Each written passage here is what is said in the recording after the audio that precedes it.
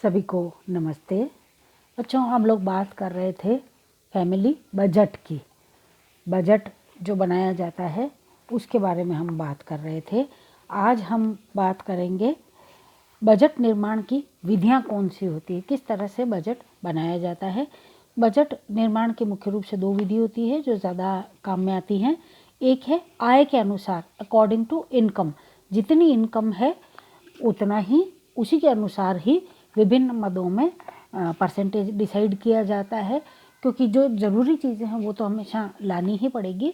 तो उसी हिसाब से आय के अनुरूप उसको बांट दिया जाता है और अकॉर्डिंगली महीने भर तक या सालाना जैसा भी बना रहे हैं वो बना करके उसमें खर्च किया जाता है। और दूसरा होता है व्यावहारिक उपाय में रहन सहन का बजट, यानी कि जैसी ज़रूरत है या जैसा हम सोचते हैं बस वैसा, उसमें फिर इनकम पर ध्यान नहीं दिया जाता है।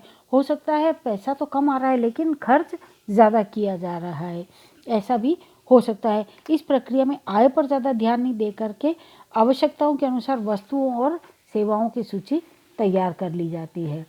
तत्पश्चात आवश्यकताओं को विभाजित करके प्राथमिकता के क्रम में रखते हैं और आवश्यक वस्तुओं की जो प्राथमिकता के अनुसार पहले से रखी गई हैं व्यय की रूपरेखा आय में से बना ली जाती है और प्राथमिकता के अनुसार क्रय किया जाता है। अब ये चाहे किसी भी तरह का बजट हो, वैसे तो जो पहला वाला बजट है जितनी हमारी इनकम है उसी के अकॉर्डिंग बजट बनाया जाना चाहिए। तो बजट चाहे कोई सा भी हो, उसकी क्रियाशीलता पर नियंत्रण रखना हमेशा बहुत ज़रूरी होता है, ताकि वर्तमान आवश्यकताओं के साथ साथ भविष्य में जो दीर्घकालिक आवश्यकताएं हैं, उद्देश्य हैं, उनका भी ध्यान रहे। और बजट की समाप्ति पर उसका पूरे रूपरेखा का मूल्यांकन किया जाना चाहिए। मूल्यांकन के द्वारा ही पता लगता है कि प्रति व्यक्ति, जो परिवार की आय है, उससे प्रति व्यक्ति कितना संतोष हर मेंबर को मिला है। और अगर ऐसा नहीं हुआ है तो अगले मंथ में या अगला जो बजट बनाया जाएगा उसमें सुधार किया जा सकता है। इसके बाद में अब हम बात करते हैं कि ये बजट होता कितनी तरह का है। पारिवारिक बजट के प्रकार, टाइप्स ऑफ फैमिली बजट। इसमें एक तो वास्तविक बजट होता है, औसत बजट होता है, average budget, actual budget, average budget, फिर प्रमाणित या आदर्श बजट जिसको स्टैंडर्ड बजट भी कहा जाता है, फिर वस्तुओं की मात्रा तथा मूल्य का बजट, और फिर पूर्ण और आंशिक बजट, संतुलित बजट और बचत का बजट तथा घाटे का बजट। ये कुछ अलग अलग तरह के बजट होते हैं। सबसे पहले हम वास्तविक बजट जो होता है, इसमें परिवार के आय और व्यय के वास्तविक ब्यौरा इसमें होता है, और ये कभी भी दो परिवारों का एक सरीखा नहीं हो सकता है। एक ही परिवार के समय में और परिस्थिति में भी भिन्नता आ जाती है और उसी के अनुरूप बजट में भी परिवर्तन किया जाता है। दूसरा जो है वो है औसत बजट। इसमें वर्ग विशेष के लिए जब बजट बनता है तो वो सभी परिवार की औसत आय एवं औसत व्यय को दर्शाता है, और इससे उस वर्ग के विभिन्न वस्तुओं और सेवाओं पर व्यय की एक सामान्य प्रवृत्ति का ज्ञान हो जाता है। तीसरा कहलाता है प्रमाणित या आदर्श बजट, जिसको हम स्टैंडर्ड बजट भी कह सकते हैं। ये औसत परिवारों के लिए आदर्श व्यय की रूपरेखा मानी गई है। इसमें कुछ अच्छे बजट आदर्श मान लिए जाते हैं और इन्हीं के आधार पर परिवारों का बजट बनाया जाता है। फिर वस्तुओं की मात्रा तथा मूल्य का बजट। इस बजट में किसी परिवार में एक निश्चित समय में क्रय की गई वस्तुओं और सेवाओं की मात्राओं तथा मूल्यों का विवरण रहता है।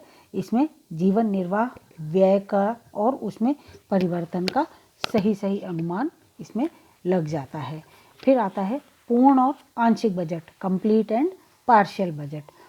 जब व्यक्ति संपूर्ण व्यय की योजना बनाते हैं तो पूर्ण बजट कहलाता है, और कभी कभी व्यक्ति दैनिक व्यय की योजना नहीं बनाते और हिसाब किताब भी नहीं रखते हैं, केवल बड़े या प्रमुख मदों पर ही व्यय की योजना बनाते हैं। ऐसे बजट को आंशिक बजट कहा जाता है। और फिर आता है संतुलित बजट, जिसको बैलेंस्ड बजट भी कहा जाता है। इस से अभिप्राय ऐसे बजट से है जिसमें अनुमानित आय और प्रस्तावित व्यय बिल्कुल समान होते हैं, अर्थात न तो बचत होती है इसमें और न ही ऋण लेने की आवश्यकता होती है। जितना आया उतना ही खर्च किया जाएगा। और फिर आता है बचत का बजट, जिसको सेविंग बजट भी कह सकते हैं। बजट, इस तरह के बजट में ऐसी रूपरेखा बनाई जाती है जिसमें जो प्रस्तावित व्यय होता है वो कम होता है, जबकि आय हमेशा अधिक है, यानी कि जितना कमाया गया है उसमें से खर्च जो है वो कम ही होगा, सेविंग ज़रूर से की जाती है। सभी आवश्यकताओं पर व्यय के बाद में कुछ न कुछ आय का कुछ हिस्सा ज़रूर से बचाया जाता है, और ऐसे बजट से परिवारों को आर्थिक सुरक्षा मिलती है और संबल मिलता है तथा लाभ भी मिलता है। और फिर होता है अंतिम है इसमें घाटे का बजट, जिसको सरप्लस बजट भी कहा जाता है। जब आय तो कम है और व्यय जो है या खर्च जो है वो आय से ज़्यादा है, ऐसा जो बजट बनता है उसको सरप्लस बजट या घाटे का बजट कहा जाता है। इसमें कई बार परिवार को ऋण लेना पड़ता है या फिर बचत को, जो उनकी सेविंग थी, उसको खर्च करना पड़ता है। इस तरह का जो बजट है वो हितकर नहीं माना गया है। और फिर इसके बाद में हम बात करते हैं कि बजट के चरण क्या होते हैं, बजट निर्माण के चरण क्या होते हैं, स्टेप्स इन बिल्डिंग बजट या बजट मेकिंग। इसमें पारिवारिक बजट, भोजन, वस्त्र, ईंधन, स्वास्थ्य, शिक्षा, मनोरंजन, आवागमन, अन्य व्यय, इन सब पर ध्यान रखा जाता है। इसके जो चरण हैं उसमें सबसे पहला है बजट की अवधि का निर्धारण किया जाता है कि कितने समय के लिए बजट बनाया जा रहा है। साप्ताहिक बजट है, 1 महीने का है, 1 वर्ष का है, 6 माह का है इत्यादि। सबसे पहले व्यय की प्रवृत्ति को ध्यान में रख करके आवश्यकताओं के आधार पर बजट की अवधि का निर्धारण किया जाता है। तत्पश्चात व्यय की प्रवृत्ति के अनुसार उसके बजट की अवधि का निर्धारण होता है। आमतौर पे ये अवधि 1 माह की होती है, क्योंकि मुख्य मदों पर जो खर्च है वो प्रति माह होता है, जैसे बिल वगैरह हैं, फीस, किराया इत्यादि, ये सब जमा करवाने ही पड़ते हैं। फिर परिवार के विभिन्न सदस्यों की आवश्यकताओं और सेवाओं की सूची बना करके उनकी मात्रा निर्धारित करनी पड़ती है, जिसमें प्रत्येक सदस्य के मूल्यों और लक्ष्यों के आधार पर व्यय सूची तैयार की जानी चाहिए। समस्त वस्तुओं और सेवाओं को ध्यान में रखते हुए व्यय के कुछ प्रमुख शीर्षक बना करके सूची तैयार की जाती है। इस सूची में किन बातों का ध्यान रखा जाता है?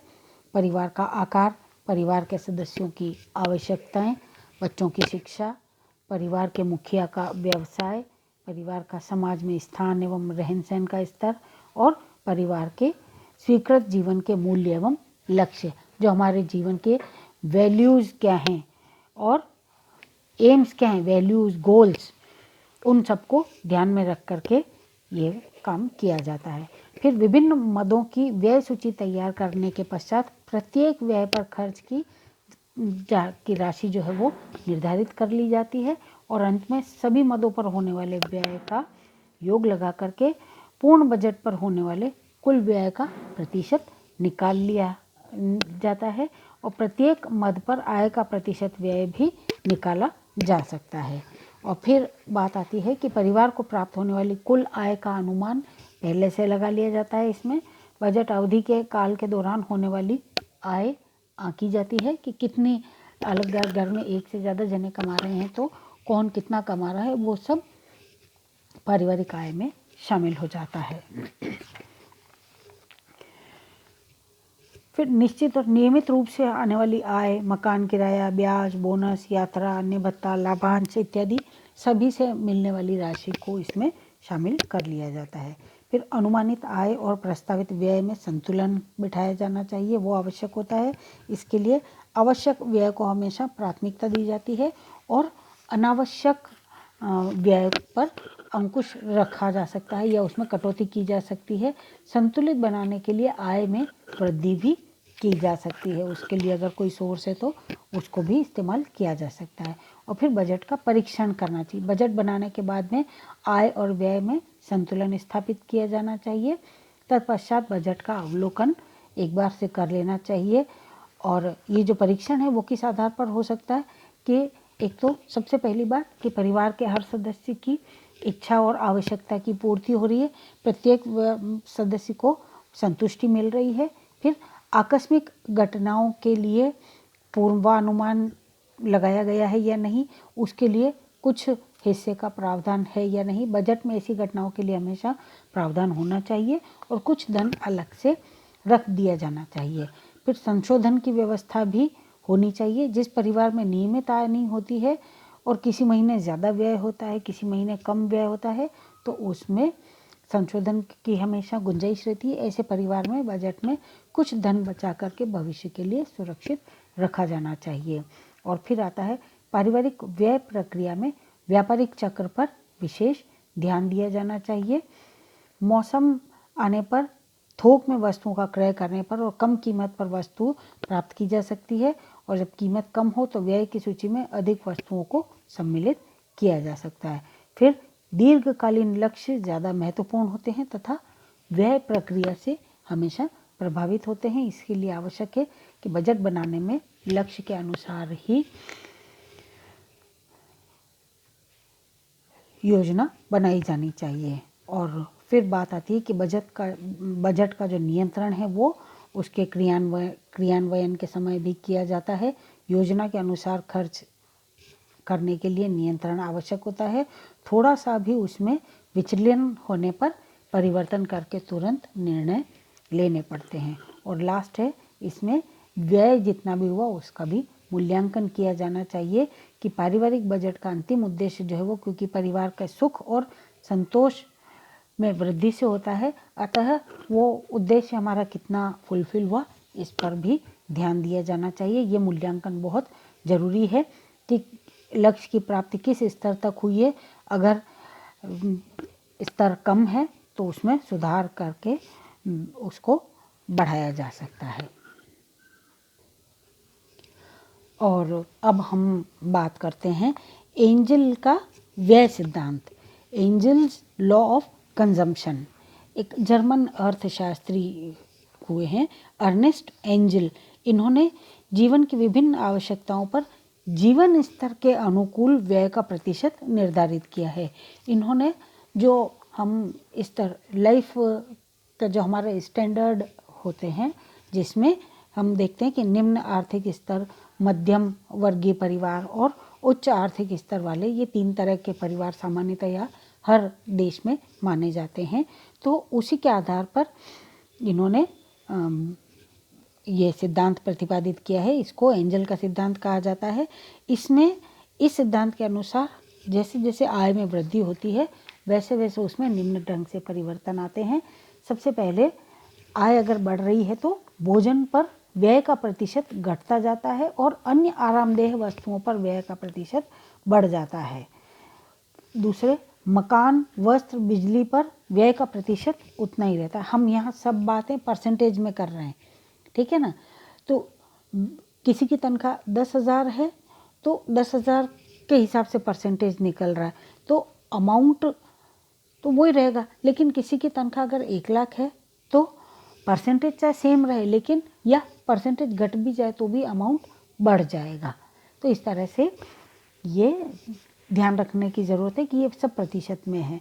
और तीसरा है कि मनोरंजन, विलासिता, शिक्षा, स्वास्थ्य पर व्यय का प्रतिशत बढ़ जाता है। जैसे जैसे आय बढ़ती है तो इन चीज़ों पर ये खर्च बढ़ जाता है। इस सिद्धांत के अनुसार भोजन पर होने वाला व्यय जो है वो प्रतिशत आय की वृद्धि के साथ साथ कम होता जाता है। विलासिता, मनोरंजन, शिक्षा और स्वास्थ्य पर बढ़ता जाता है। अगर मोटा मोटी हम देखें तो इसको 3 वर्गों में बांट रखा है। मैं शॉर्ट में एक बार आपको ये टेबल पढ़ के सुना देती हूँ, वैसे नोट्स में आप लोगों ने इसको देखा है। निम्न वर्ग, मध्यम वर्ग और धनी वर्ग, इसी क्रम में मैं बोलूँगी। भोजन का जो प्रतिशत है वो है निम्न वर्ग में 60, मध्यम में 55 और धनी वर्ग में 50% हो जाता है। इसी तरह से वस्त्र पर तीनों का सेम रहता है 18%, आवास पर भी तीनों का सेम है 12%, प्रकाश यानी कि बिजली इसमें भी 5% और शिक्षा एवं स्वास्थ्य पर ये 5%, 10% और 15%, इस तरह से ये बढ़ता है। ये आज हमने बजट की बात की।